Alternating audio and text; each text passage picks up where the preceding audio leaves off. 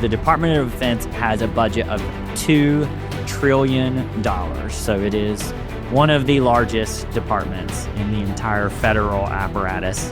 It has about 950,000 military employees or civilian employees, I apologize. And then it has another 2 million military officers and soldiers that make up that entire department. So it's the largest as far as employment. It's not the largest as far as spending, because we've talked about the one that was the largest, including spending, because they have to pay for all of our debt payments.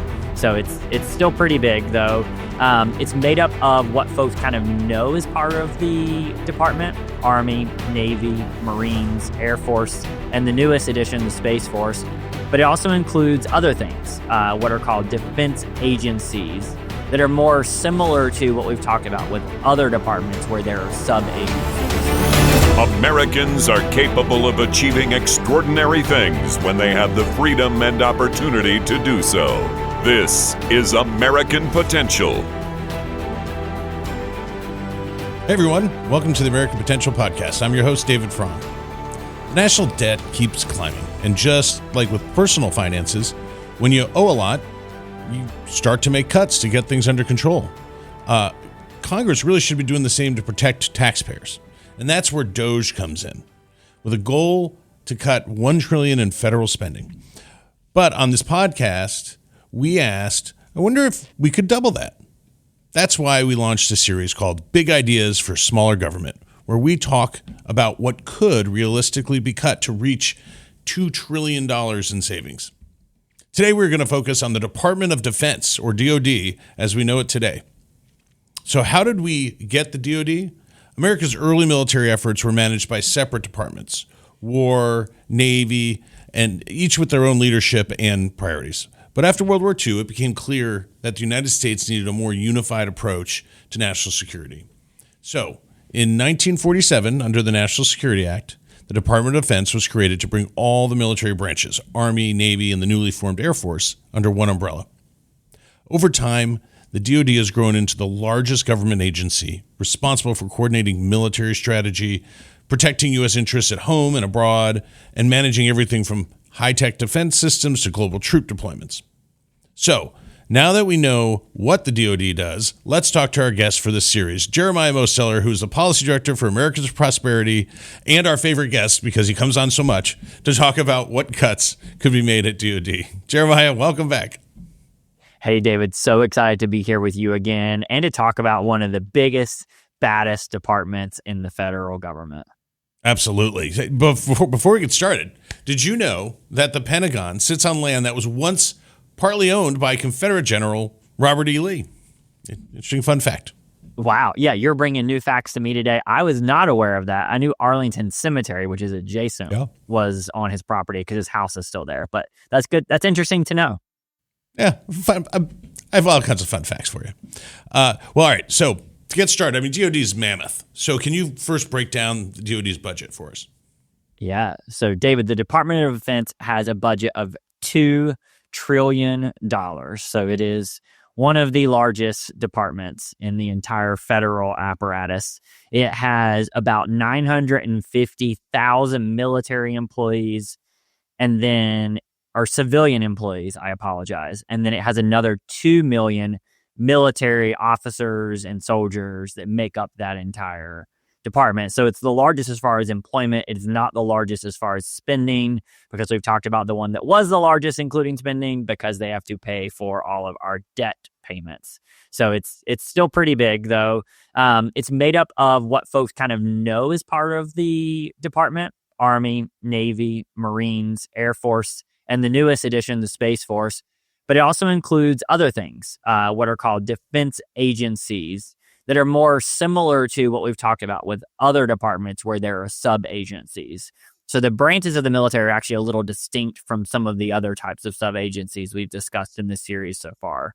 But as far as sub-agencies, there's things that you would expect, such as the Defense Reconnaissance Office, the Defense Threat Reduction Agency, But there's also more exciting things that I think your listeners would love to learn more about, like the Defense Contract Audit Agency and the Defense Finance and Accounting Service. So those are probably the most exciting. I'm sure everyone wants to hear about those.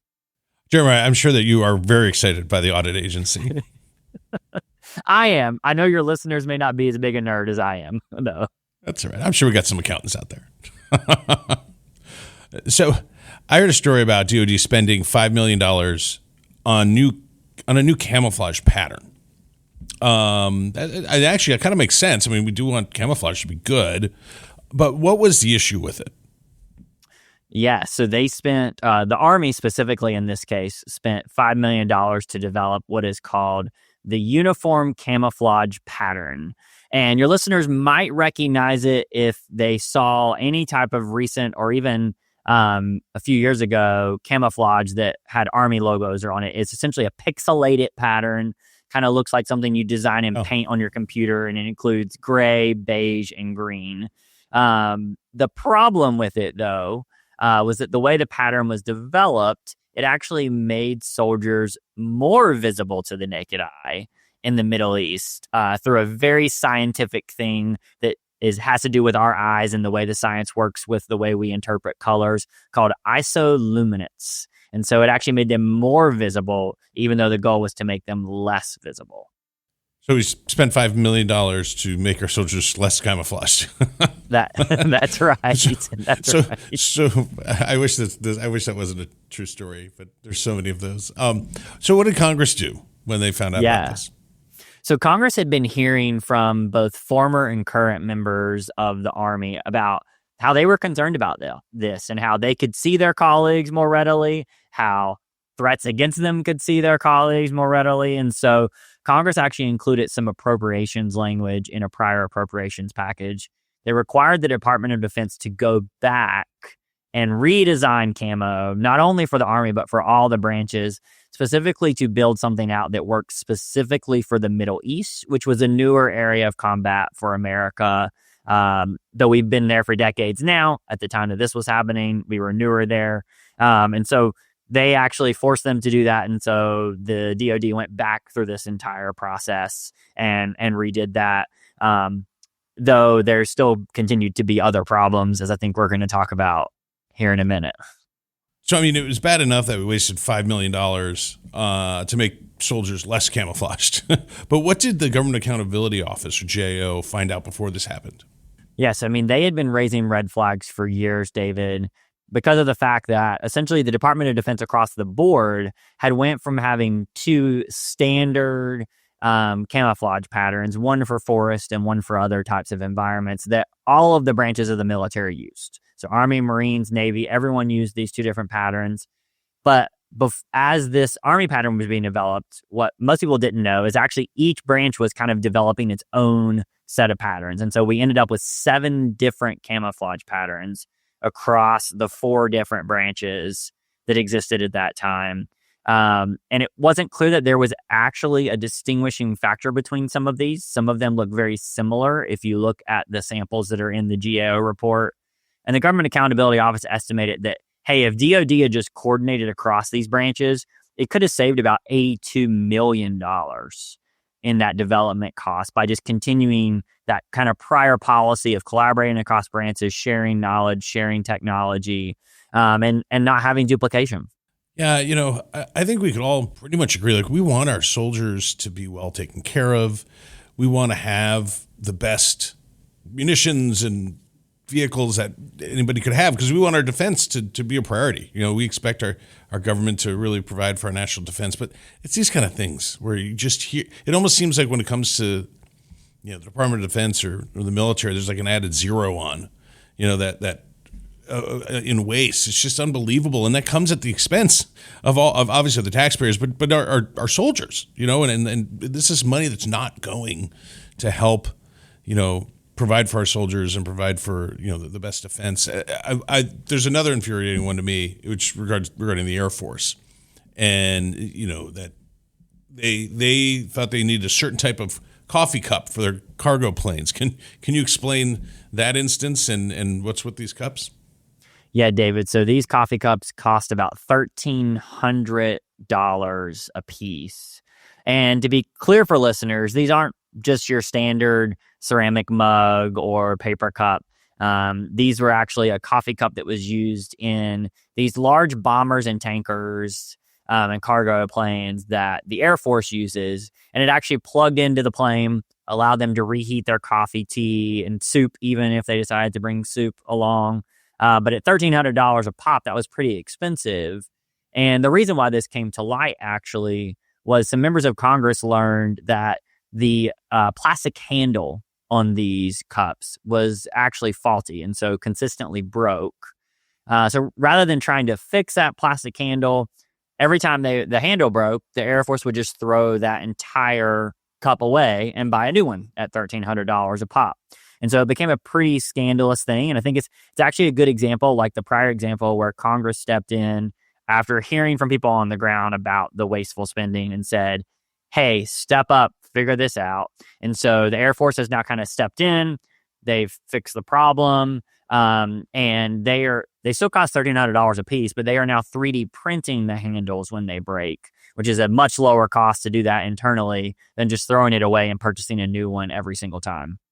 Oh, that's incredible, man. I'm sorry. All right. So getting down the nitty gritty, like what are some of the ways that the Department of Defense could really save taxpayer money? Yeah. Well, David, I mean, it's pretty plain and simple. The recommendation that we've been making and we've been talking about and that we've heard from folks in DOD and from former folks who work there was, hey, the DOD can save a lot of money by reducing contracting, because there are a lot of instances where they go to these private government or military contractors to get services completed, and they could actually do it more cheaply if they had full-time civilian or military employees complete those jobs. And we talked about similar instances of this, David, in prior episodes, where we talked about the Department of Veterans Affairs paying Deloitte, a high-priced contracting firm, to do a salary thing at $2 million, and they were able to find another company to do it at $50,000. So that's an example from another agency. But we're recommending that DOD take a look at all its books, all the things it hires contractors for, and just reduce by 15% the amount of contractors that it has and try and substitute those roles with some full-time employees. Of course, it will be less employees than the number of contracts, because usually an employee can do more than one of those contracts at a time. And we estimate that that'll save about $26 billion a year, or $260 billion over 10 years. So it's pretty substantial savings just by taking a look at these things, analyzing that what they're paying for actually makes sense, or if an employee can do it instead of a contractor. So if we take that $260 billion over 10 years, or $26 billion over a year, and we add those to our cuts, our running total so far, what's our new total? Yeah, I mean, David, we are so close. That brings us to $1,997.5 billion. So we literally can see the goal right now. Oh, that's just some pocket change if you're talking billions to get to our goal. All right. Well, Jeremiah, as always, thanks so much for coming on. And, you're going to be coming on again a number of times still. People love having Jeremiah on. We get fan mail all the time just about Jeremiah. And we're going to have you on next time to talk about the General Services Administration and what we can cut from there. That is some fun. Yeah, it's going to be really interesting, especially for those accounting and audit nerds out there. They're going to love this next episode. Nice. Well, folks, if you like this episode and would like to stay connected with the podcast, be sure to like and subscribe to our channel, as well as following us on Facebook, Instagram, and YouTube. And always remember, liberty and freedom are easily taken for granted. Don't take it for granted. Go out there and defend freedom and liberty. Thanks for joining us, and we'll see you on the next episode. Thank you for listening to American Potential. You may listen to more stories from Americans working every day to expand freedom and opportunity in their communities by visiting AmericanPotential.com.